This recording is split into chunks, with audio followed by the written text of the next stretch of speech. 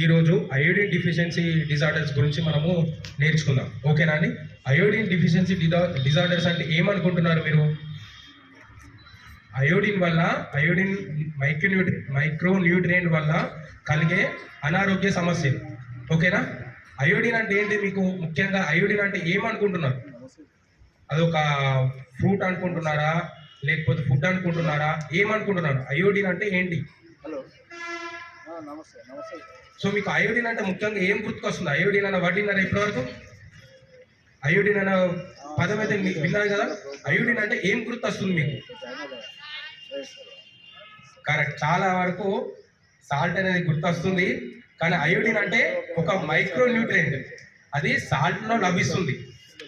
కానీ సాల్ట్లోనే కాకుండా మిగిలిన ఆహార పదార్థాల్లో కూడా లభిస్తుంది. ఓకేనా? ఆ ఆహార పదార్థాలు తీసుకోవడం వల్ల మనకు అయోడిన్ అనే మైక్రో న్యూట్రియంట్, శరీరానికి అవసరమైన మైక్రో న్యూట్రియంట్ అందుతుందా లేదా మనం తెలుసుకోవాలి. ఓకేనా? ఇప్పుడు రానున్న సెషన్లో అయోడిన్ లభించే ఆహార పదార్థాల గురించి తెలుసుకుందాము. దానివల్ల లాభాలు ఏంటి, ఏం జరుగుతుంది, ప్రోటీన్ తక్కువ ఉంటే ఏం జరుగుతుంది, దృఢత్వం తగ్గుతుంది, అంతేనా? సో ఈ అయోడిన్ వల్ల చిన్న అయోడిన్ కాన్సెప్టే, కానీ దానివల్ల చాలా ముఖ్యం. దానివల్ల దుష్ప్రభావాలు ఎట్లుంటాయో తెలుసుకోవాలి. ప్రత్యేకంగా అయోడిన్ గురించి ఎందుకు చెప్తున్నాం మేము ఇప్పుడు అంటే, ఇది ఒక నెగ్లెక్టెడ్ టాపిక్ లాగా ఉంది ఇండియాలో. ఓకేనా? చాలా మంది పిల్లల్లో అయోడిన్ లోపం ఉంటుంది, అదేవిధంగా ప్రెగ్నెంట్ ఉమెన్లో అయోడిన్ లోపం ఉంటుంది, అడల్ట్స్ లోపల కూడా అయోడిన్ లోపం ఉంటుంది. అర్థమైందా? మీరు పిల్లలు ప్లస్ పెద్దలు, సో మీకు కూడా అయోడిన్ లోపం వచ్చే అవకాశం ఉంటుంది. సో దీని గురించి మనము ముఖ్యంగా అయోడిన్ వల్ల లాభాలు, నష్టాలు, దాని యొక్క ప్రాముఖ్యత, అది ఎలాంటి రకమైన ఫుడ్లో దొరుకుతుంది అనేది ముఖ్యంగా మనం క్లియర్గా నేర్చుకున్నాం. ఓకే. అయోడిన్ మూలకం అనేది మానవుని సాధారణ పెరుగుదలకు మరియు మెదడు అభివృద్ధికి కావలసిన మూలకం తెలిపారు. అయితే అయోడిన్ లోపం, అయోడిన్ అనేది థైరాయిడ్ వ్యాధి, ఇంతకుముందు చెప్పినట్టు థైరాయిడ్ వ్యాధికి కారణమవుతుంది. థైరాయిడ్ అంటే థైరాయిడిజం, అండర్ యాక్టివ్ థైరాయిడిజం అంటే థైరాయిడ్ వ్యాధి వస్తుంది. థైరాయిడ్ గ్రంథి ఉంటుంది కదా, మనకు గ్రంథులు ఉంటాయి కదా. థైరాయిడ్ వ్యాధిలో థైరాయిడ్ హార్మోన్ల ఉత్పత్తికి అవసరమైన మూలకం ఇది అయోడిన్. అయోడిన్ ఈ హార్మోన్ల ఉత్పత్తి లేకపోవడం వల్ల,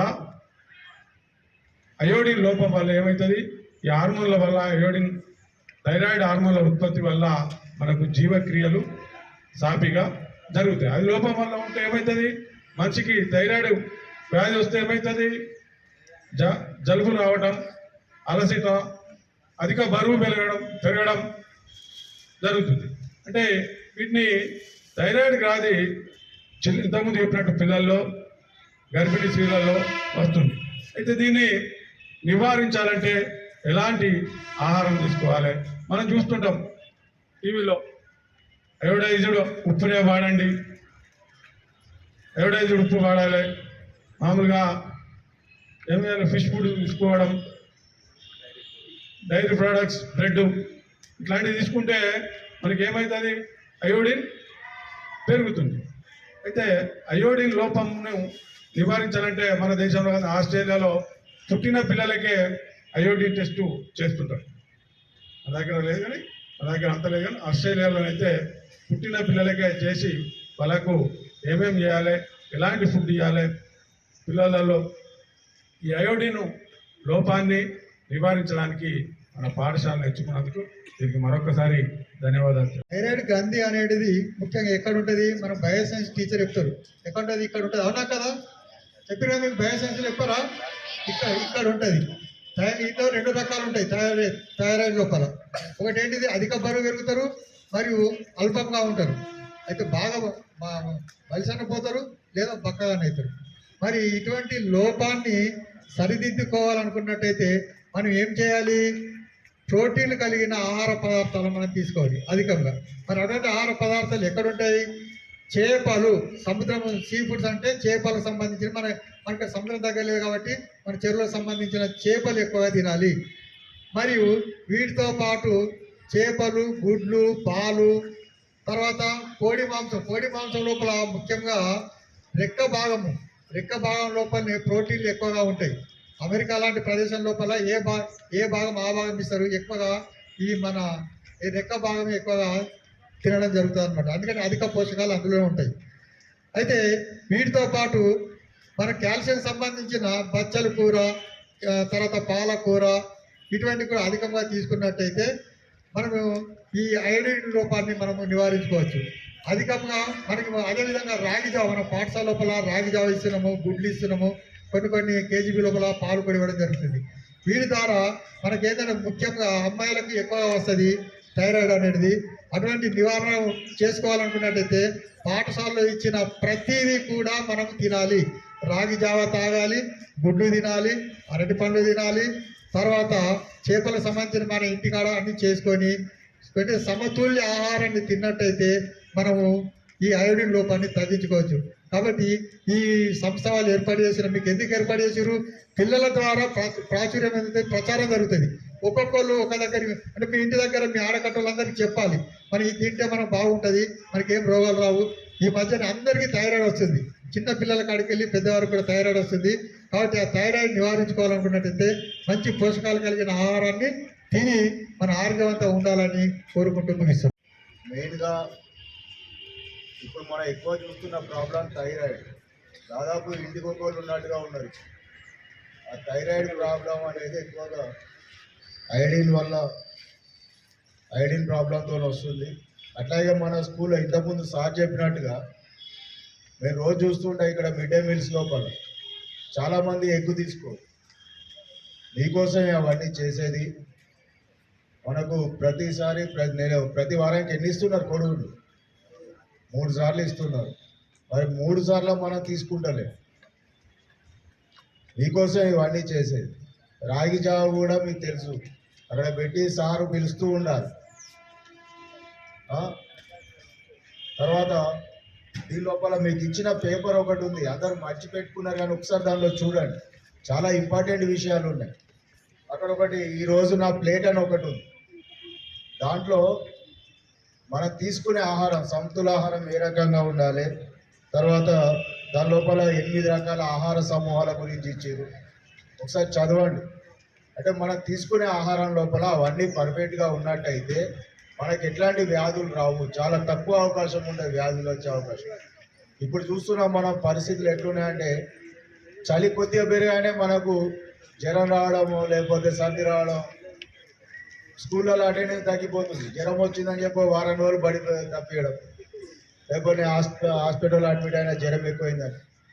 మన ఆహారం పర్ఫెక్ట్గా తీసుకుంటే ఎట్లాంటి వ్యాధులు రావు. మంచిగా భోజనం చేయాలి, మంచిగా చదువుకోవాలని కోరుకుంటూ ఒక essential micronutrient. So iodine deficiency disorders ఎందువల్ల వస్తాయంటే, అయోడిన్ అనేది కంటెంట్ తక్కువ మోతాదులో తీసుకుంటే అయోడిన్ డిఫిషియన్సీ డిజార్డర్స్ వస్తాయి. ఎందుకు వస్తాయి అయోడిన్ డిఫిషియన్సీ డిజార్డర్స్? ఎందుకు వస్తాయండి? అయోడిన్ కంటెంట్ తక్కువ తీసుకోవడం వల్ల డిజార్డర్స్ అనేవి వస్తాయి. సో తక్కువ ఎందుకు తీసుకుంటున్నాం అనేది చూద్దాం. ఎలాంటి డిజార్డర్స్ వస్తాయి, ఓకేనా? ఎలాంటి డిజార్డర్స్ వస్తాయంటే, mental impairment, preventable mental impairments వస్తాయి. ప్రివెంటబుల్ మెంటల్ ఇంపైర్మెంట్స్ అంటే మనము నిరోధించగలిగే మెంటల్, అంటే మానసిక రోగాలు వచ్చే అవకాశం ఉంటుంది. మనం నివారించుకోవచ్చు, కానీ మనము ఈ మైక్రోన్యూట్రియన్స్ కానీ ఫుడ్ కానీ సరిపోయేంత మోతాదులో తీసుకోవడం వల్ల దాన్ని నిరోధించుకోలేక మనము ఆ వ్యాధుల బారిన పడుతున్నాం.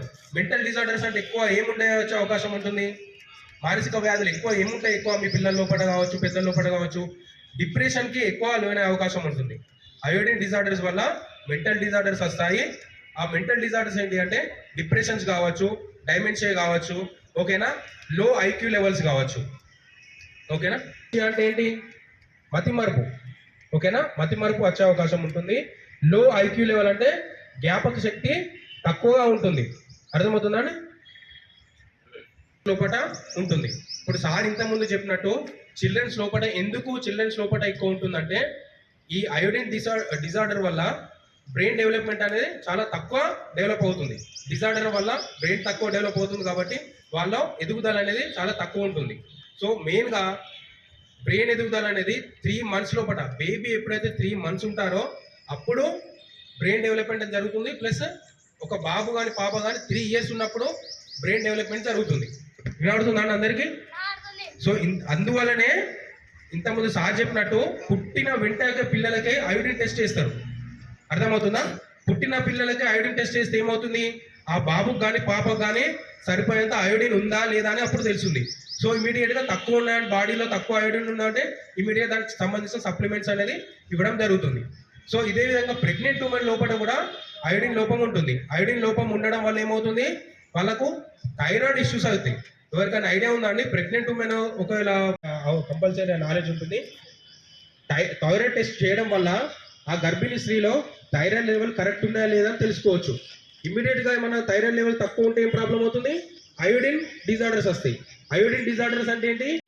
సో అంతేకాకుండా మనకు ఈ ఇంతకుముందు చెప్పినట్టు గ్రోత్ అండ్ డెవలప్మెంట్లో కాకుండా మెటబాలిక్ రెగ్యులేషన్స్లో కూడా మనకు అయోడిన్ అనేది